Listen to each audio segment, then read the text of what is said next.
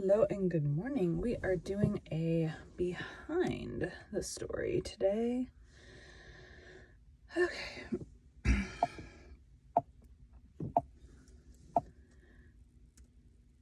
Come join Bite at a Time Books behind the story. Oh, that's the there we go. Okay. Wrong thing. Welcome to Bite at a Time Books Behind the Story, where we answer the questions you have about your favorite classic authors. What inspired your favorite author to write their novels? What was going on in the world at the time? Follow along with us as we tell you what was happening in the world while your favorite authors wrote your favorite classics. Your favorite classics. My name is Bree Carlisle, and I love to read and wanted to share my passion with listeners like you. If you enjoy our show, be sure to follow us so you get all the new episodes. If you want to see exclusive behind the scenes of our show, join our Patreon. Join our Patreon. We would also love for you to drop us a rating on your favorite podcast platform and share our show with your friends. You can catch us on all the social medias at Bite at a Time Books. Our show is part of the Bite at a Time Books Productions Network.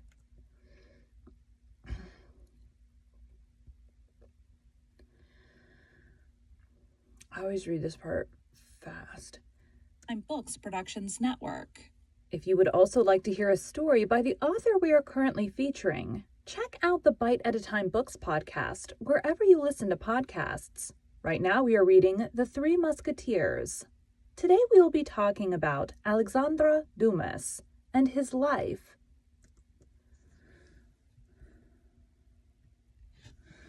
Okay, back.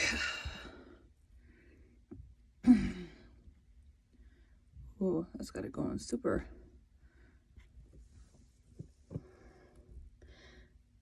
And his life. Alexandre Dumas. Undo and his life. Alexandre Dumas, July 24th, 1802 to December 5th, 1870, also known as Alexandre Dumas Père, where Père is French for father, to distinguish him from his son Alexandre Dumas Fils, was a French writer.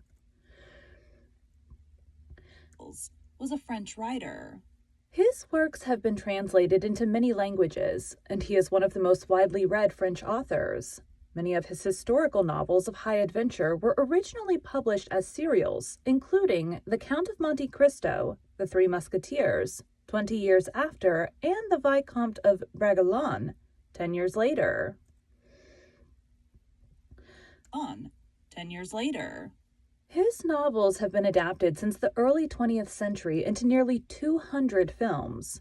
Prolific in several genres, Dumas began his career by writing plays, which were successfully produced from the first. He also wrote numerous magazine articles and travel books. His published works totaled 100,000 pages.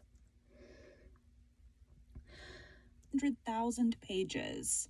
In the 1840s, Dumas founded the Théâtre Historique in Paris. His father, General Thomas Alexandre Dumas Davy de la Pelletière, was born in the French colony of Saint-Domingue.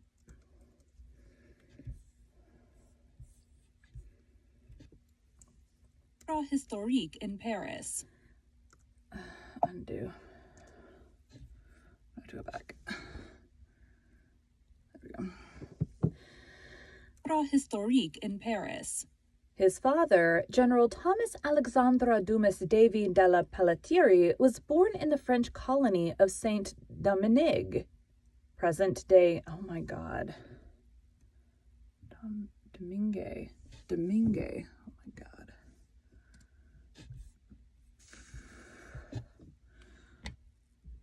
Oh crap.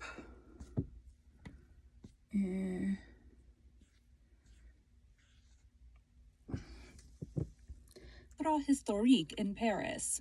His father, General Thomas Alexandre Dumas Davy de la Pelletière, was born in the French colony of Saint-Domingue, present-day Haiti, to Alexandre Antoine Davy de la Pelletiere, a French nobleman, and Marie Cécette Dumas, an African slave. That's interesting. Dumas, an African slave. At age 14, Thomas Alexandre was taken by his father to France, where he was educated in a military academy and entered the military for what became an illustrious career. Dumas's father's aristocratic rank helped young Alexandre acquire work with Louis Philippe, Duke of Orleans, then as a writer, a career which led to early success. Decades later, after the election of Louis Napoleon Bonaparte in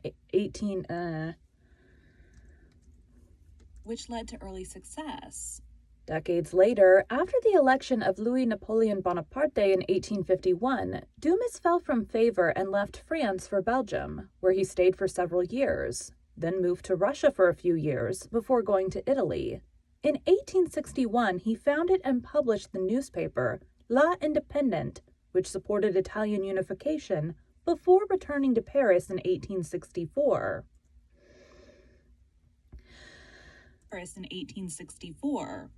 Though married in the tradition of Frenchmen of higher social class, Dumas had numerous affairs, allegedly as many as 40. He was known to have had at least 4 illegitimate children, although 20th century scholars believe it was 7. He acknowledged and assisted his son, Alexandre Dumas, to become a successful novelist and playwright.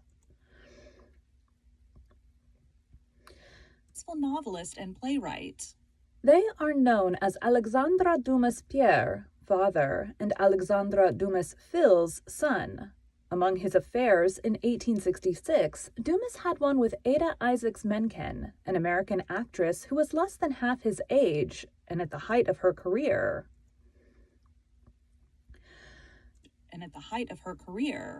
The English playwright Watts Phillips, who knew Dumas in his later life, described him as the most generous, large-hearted being in the world. He also was the most delightfully amusing and egotistical creature on the face of the earth.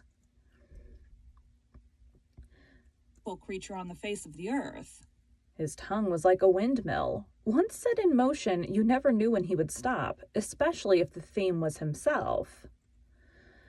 Sounds about right.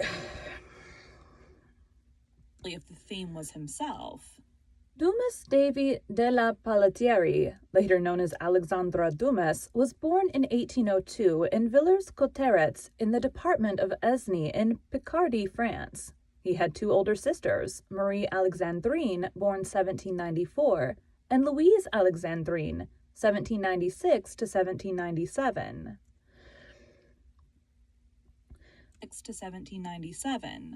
Their parents were Marie-Louise Elizabeth Labourette, the daughter of an innkeeper, and Thomas Alexandre Dumas.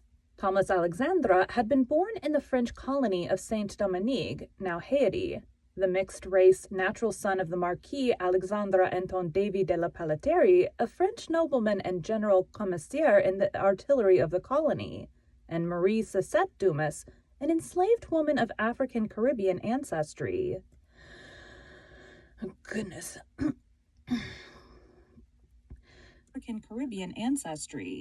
At the time of Thomas Alexandre's birth, his father was impoverished. It is not known whether his mother was born in Saint-Dominique or in Africa, nor is it known from which African people her ancestors came.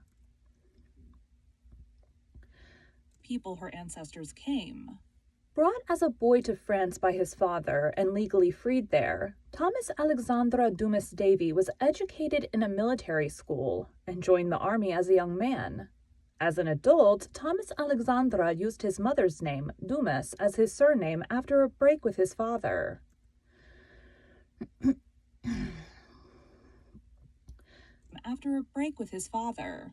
Dumas was promoted to general by the age of 31, the first soldier of Afro-Antilles origin to reach that rank in the French army.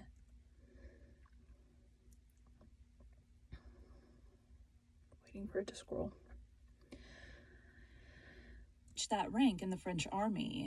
While working...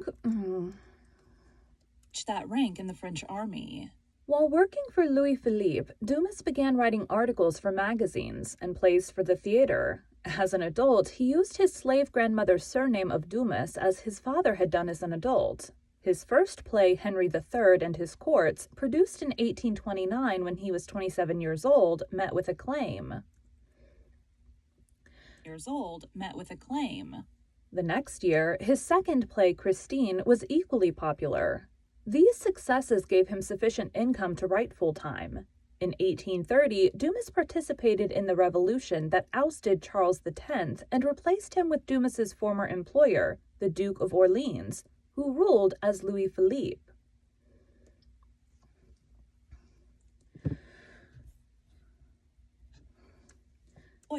The Duke of Orleans, who ruled as Louis Philippe, the Citizen King. Until the mid-1830s, life in France remained unsettled, with sporadic riots by disgruntled Republicans and impoverished urban workers seeking change.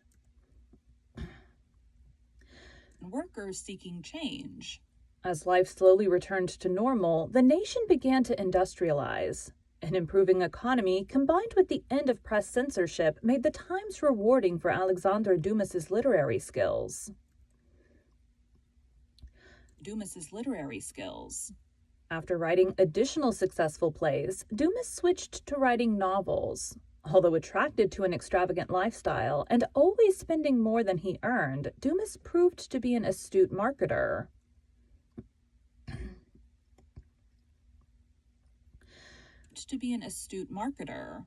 As newspapers were publishing many serial novels, his first serial novel was La Comtesse de Salisbury, Edward III, July to September 1836. In 1838, Dumas rewrote one of his plays as a successful serial novel, Le Capitaine Paul.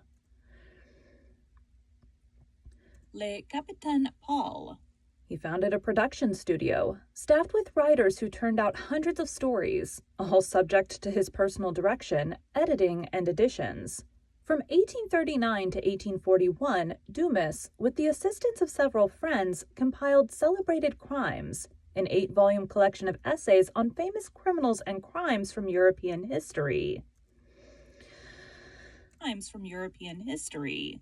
He featured Beatrice Cenci, Martin Guerre, Césaire, and Lucrezia Borgia, as well as more recent events and criminals, including the cases of the alleged murderers, Carl Ludwig's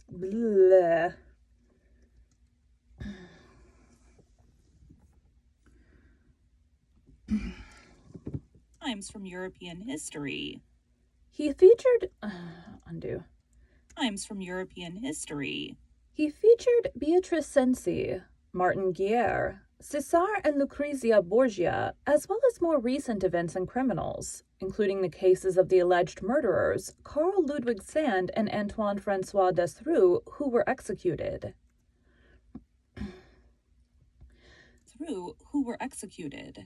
Dumas collaborated with Augustin Grissier, his fencing master, in his 1840 novel, The Fencing Master. The story is written as Grissier's account of how he came to witness the events of the Decembrist revolt in Russia.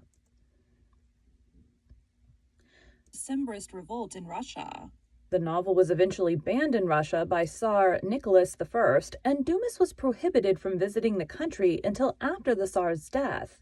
Dumas referred to Grissier with great respect in The Count of Monte Cristo, The Corsican Brothers, and in his memoirs.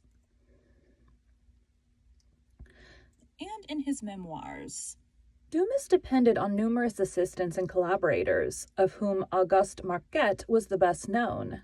It was not until the late 20th century that his role was fully understood. Dumas wrote the short novel Georges, 1843, which uses ideas and plots later repeated in The Count of Monte Cristo.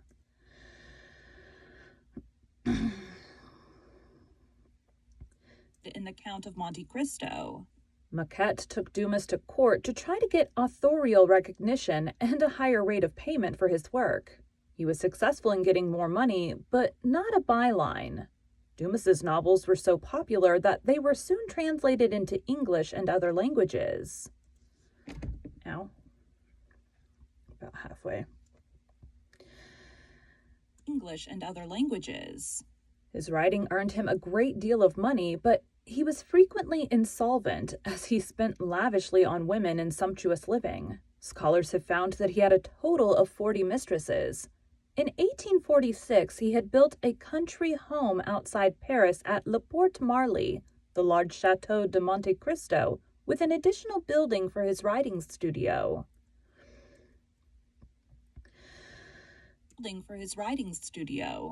It was often filled with strangers and acquaintances who stayed for lengthy visits and took advantage of his generosity. 2 years later, faced with financial difficulties, he sold the entire property. Dumas wrote in a wide variety of genres and published a total of 100,000 pages in his lifetime.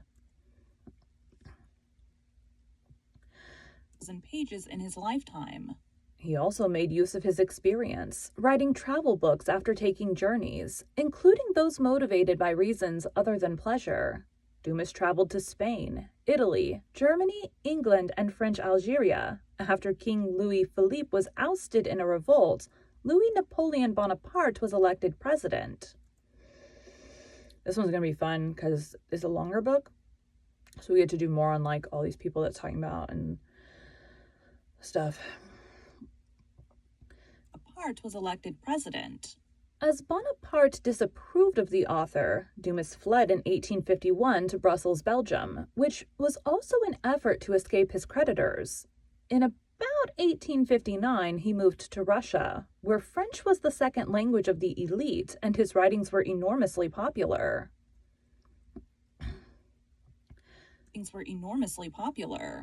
Dumas spent 2 years in Russia and visited St. Petersburg, Moscow, Kazan, Astrakhan, Baku, and Tbilisi before leaving to seek different adventures. He published travel books about Russia. He's a busy bee. In March 1861, the Kingdom of Italy was proclaimed with Victor Emmanuel II as its king. Dumas traveled there and for the next 3 years participated in the movement for Italian unification. He founded and led a newspaper, Independent. While there, he befriended Giuseppe Garibaldi, whom he had long admired, and with whom he shared a commitment to liberal Republican principles, as well as membership within Freemasonry. Oh yeah, we're going to talk about that at some point, too. I do have an outline for, like, what I want to do when. Membership within Freemasonry. Returning to Paris in 1864, he published travel books about Italy. Despite Dumas's aristocratic background and personal success, he had to deal with discrimination related to his mixed-race ancestry. In 1843, he wrote a short novel, Georges, that addressed some of the issues of race and the effects of colonialism.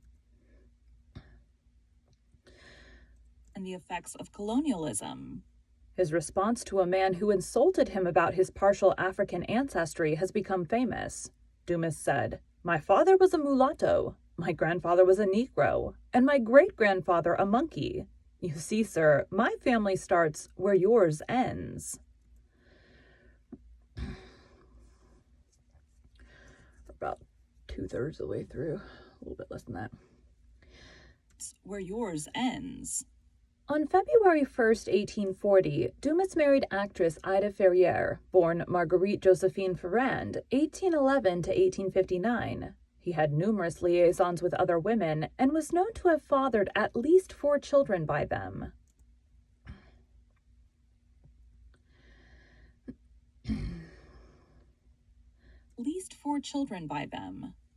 Alexandre Dumas Fils, 1824 to 1895, son of Marie-Laure Catherine Lebay, 1794 to 1868, a dressmaker. He became a successful novelist and playwright.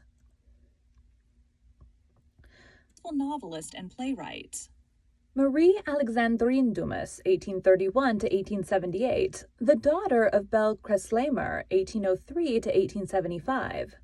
Michaela Clélie Josepha Elizabeth Cordier, born 1860, the daughter of Émilie Cordier. Henry Bauer, the son of a woman whose surname was Bauer.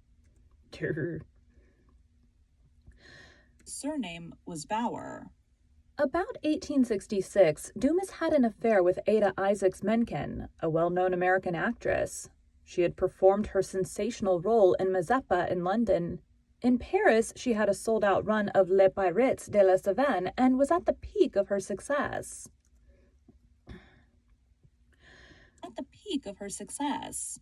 These women were among Dumas's nearly 40 mistresses found by scholar Claude Schopp, and in addition to 3 natural children, along with Victor Hugo, Charles Baudelaire, Gerard de Nerval, Eugène Delacroix, and Honoré de Balzac.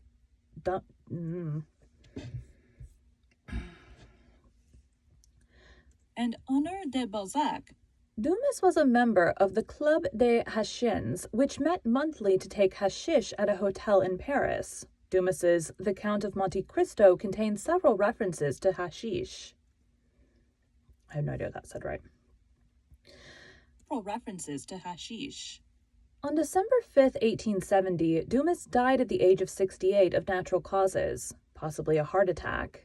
At his death in December 1870, Dumas was buried at his birthplace. Should say after. Possibly a heart attack. After his death in December 1870, Dumas was buried at his birthplace of Villers-Cotterêts in the department of Aisne. His death was overshadowed by the Franco-Prussian War. Changing literary fashions decreased his popularity.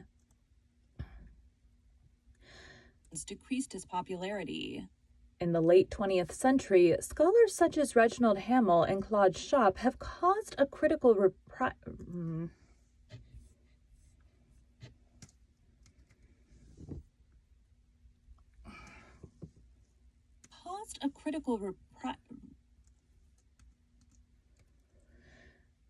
decreased his popularity. In the late 20th century, scholars such as Reginald Hamel and Claude Schopp have caused a critical reappraisal and new appreciation of his art, as well as finding lost works. As well as finding lost works. In 1970, upon the centenary of his death, the Paris Metro named a station in his honor. His country home outside Paris, the Château de Monte Cristo, has been restored and is open to the public as a museum.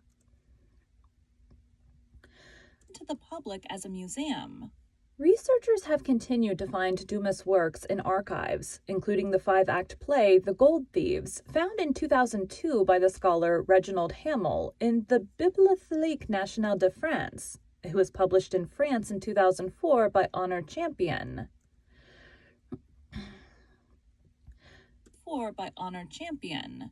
Frank Wild Reed, 1874 to 1953, a New Zealand pharmacist who never visited France, amassed the greatest collection of books and manuscripts.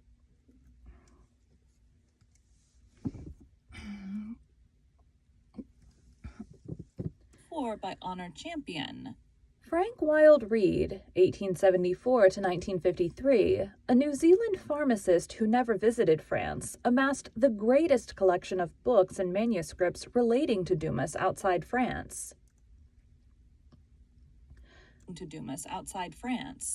The collection contains about 3,350 volumes, including some 2,000 sheets in Dumas's handwriting and dozens of French, Belgian, and English first editions.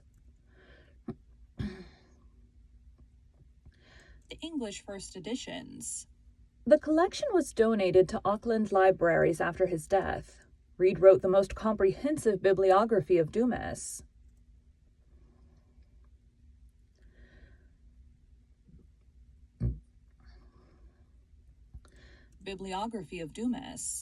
In 2002, for the bicentenary of Dumas's birth, French President Jacques Chirac held a ceremony honoring the author by having his ashes reinterred at the mausoleum of the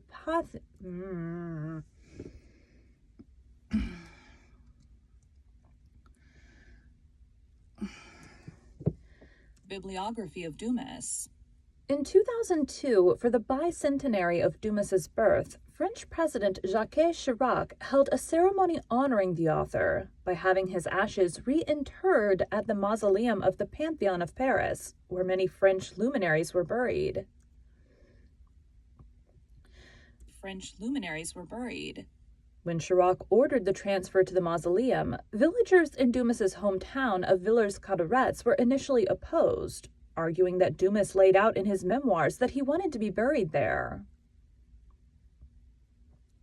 The village eventually bowed to the government's decision, and Dumas's body was exhumed from its cemetery and put into a new coffin in preparation for the transfer. The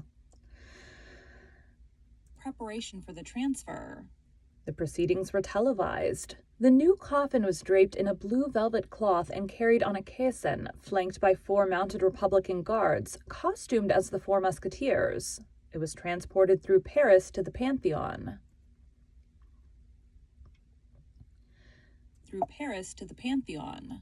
In his speech, Chirac said, "With you, we were D'Artagnan, Monte Cristo, or Balsamo, riding along the roads of France, touring battlefields, visiting palaces and castles. With you, we dream." That's a cool thing to say. Chirac acknowledged the racism that had existed in France and said that the reinterment in the Pantheon had been a way of correcting that wrong, as Alexandre Dumas was enshrined alongside fellow great authors Victor Hugo and Émile Zola.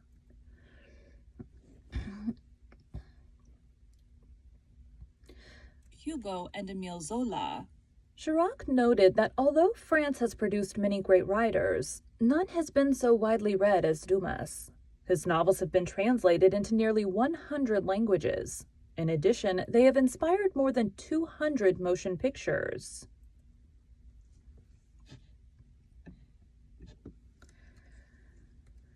In June 2005, Dumas's last novel, The Night of Saint Hermione, was published in France, featuring the Battle of Trafalgar. Dumas described a fictional character killing Lord Nelson. Nelson was shot and killed by an unknown sniper.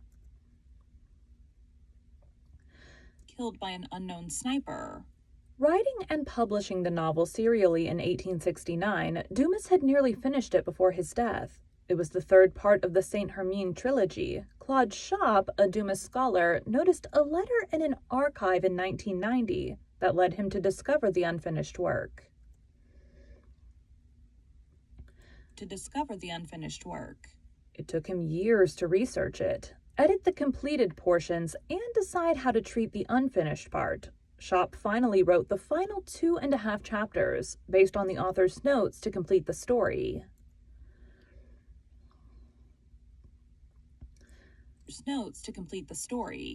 Published by Editions Phoebus, it sold 60,000 copies, making it a bestseller.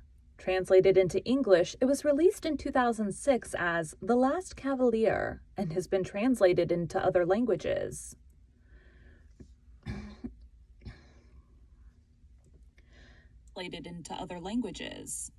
Schopp has since found additional material related to the Saint Hermione saga. Schopp combined them to publish the sequel, Le Salut de l'Empire, in 2008. I can't see the progress bar. I don't know where we're at. In 2008. French historian Alain Decaux found the Société des Amis d'Alexandre Dumas. Founded.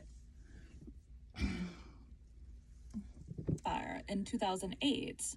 French historian Alain Decaux founded the Société des Amis d'Alexandre Dumas, the Society of Friends of Alexandre Dumas, in 1971. Oh, there's a burp stuck. There we go. In 1971. As of August 2017, its president is Claude Schopp. The purpose in creating this society was to preserve the Château de Monte Cristo, where the society is currently located. The other objectives of the society are to bring together fans of Dumas, to develop cultural activities of the Château de Monte Cristo, and to collect books, manuscripts, autographs, and other materials on Dumas. That's the end of that. I gotta find the end. materials on Dumas.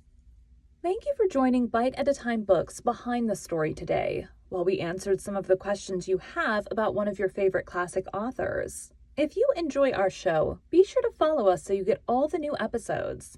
If you want to see exclusive behind the scenes of our show, join our Patreon. So, join our Patreon. We would also love for you to drop us a rating on your favorite podcast platform and share our show with your friends. You can catch us on all the social medias at Bite at a Time Books. Scrolly. At Bite at a Time Books. Also, be sure to check us on our website, www.biteatatimebooksbehindthestory.com. Our show is part of the Bite at a Time Books Productions Network. Time Books Productions Network. If you would also like to hear a story by the author we are currently featuring, check out the Bite at a Time Books podcast wherever you listen to podcasts. Right now we are reading The Three Musketeers. Again, my name is Bree Carlisle, and I hope you come back next week when we answer more questions about one of your favorite classic authors. I think next week is the, what's it called? Yes, delete that. I think next week is about the Three Musketeers book. Close. All right. Thanks, guys.